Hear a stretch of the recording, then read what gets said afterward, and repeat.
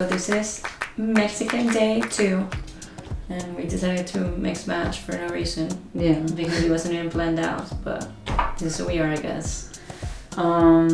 So today we're gonna finish. But we didn't finish yesterday. Yeah, it's been a long 2 days. It feels like it's been a weekend. It's like Wednesday afternoon. But we're gonna see it the following week, so it's been a long week. I don't even know when you get to see this. Hopefully, But whenever you do, we'll be on the better side of it. Absolutely. Also, I mean, it's not the greatest light today, but we already have the prep done, so it's gonna go down regardless. We're gonna do the Mexican chicken salad with the whole chicken we cooked. Chicken soup. I said chicken salad. So it's gonna be a hot Mexican chicken soup. Yeah, black beans. Black bean. Black dip. bean sprouts. Yeah. It's all gonna be. It's all gonna make sense at some point. Okay, so we have the black bean dip that I made with the sprout that's been sprouting forever. It's finally a dip. It became a dip, and it's here. And we have the tortillas, Homemade tortillas. So we're gonna have 2 different tacos, or maybe you saw the other taco already. So maybe you have another taco now. Who knows?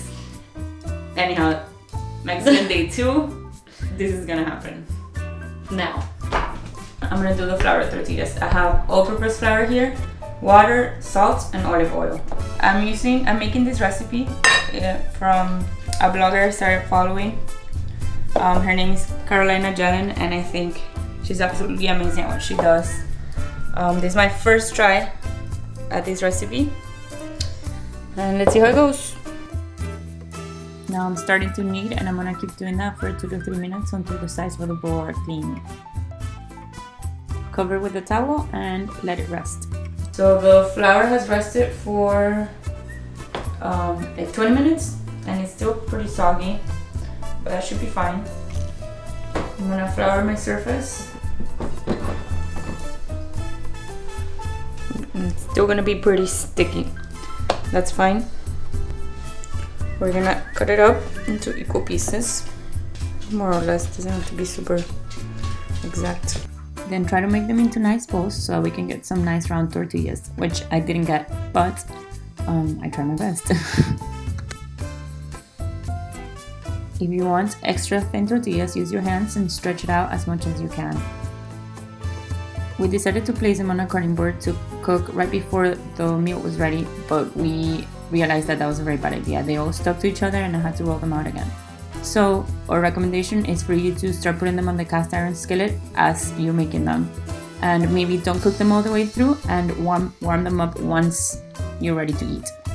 It's black bean dip time, if that's even a thing. Okay, so these are the sprouts that we started, and look, they're pretty much plants by now. I'm not sure how funky they're gonna taste because we let them sprout for about 5 to 6 days. It's been a lot, so let's see. In a hot sauce pot with olive oil, drop in cubed onions and cubed bell peppers. Then add some stock, it could be homemade or store-bought, and then drop in your beans. Stir it all together and allow it to cook.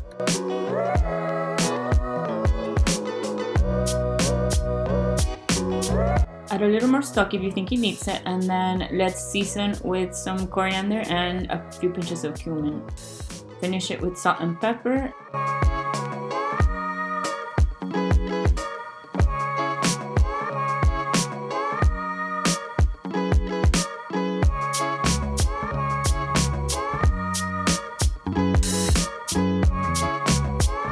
And cover it. And we're back to the tortillas. This was actually very tragic. I had to roll them out again, if you can see me in the background. So it came out a little bit thicker than I wanted and ended up looking like naan. They were still delicious, but like we said, definitely roll them out and put them on the cast iron as soon as you have them ready, so they are as thin as they can be.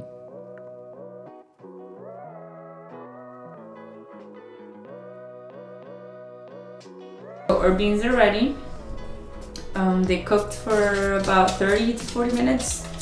It depends on how much you sprout them, how the cooking time. You are able to tell when they're ready when they're mushy enough so that they create an ice cream, and then we can blend them up and they can be one smooth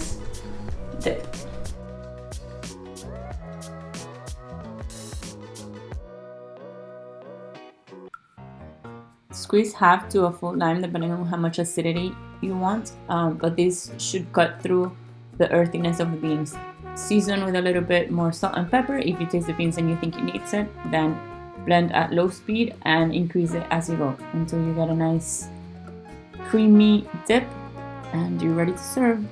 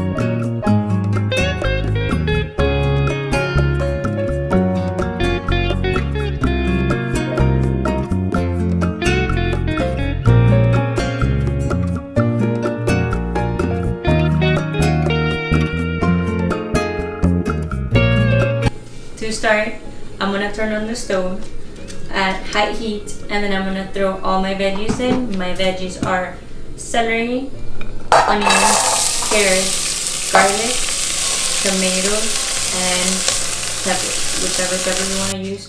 That's spicy. I like to use jalapeno. You can use habanero. You can use any type of Mexican pepper. That's important to add at the beginning because you want that spice to heat up and then it's just gonna bring the soup to life. So it looks like Grandma made this, which makes me really happy, which makes me think we're doing the right thing, because we are.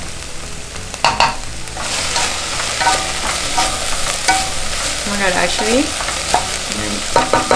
we made this for my grandma one time, and she enjoyed it very, very much. She asked for the recipe. Imagine, Grandma was asking for a recipe.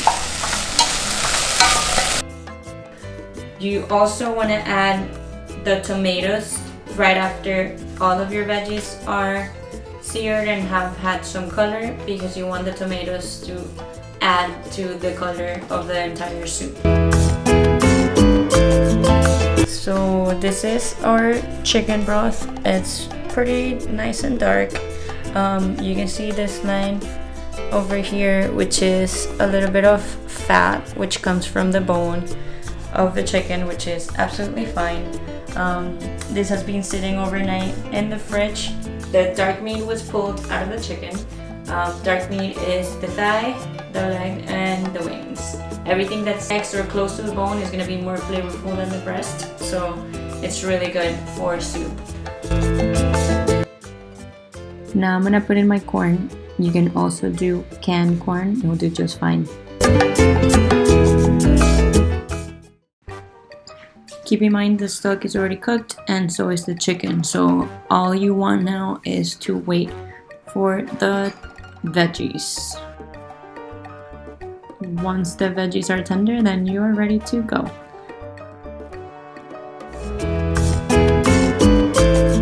This makes it a great leftover meal, just because if you make the chicken for dinner the night before, now you have that dark meat and you can make the stock with the carcass, and so it can just all be in the fridge. All you have left to do is cut some chunky veg and you have a soup.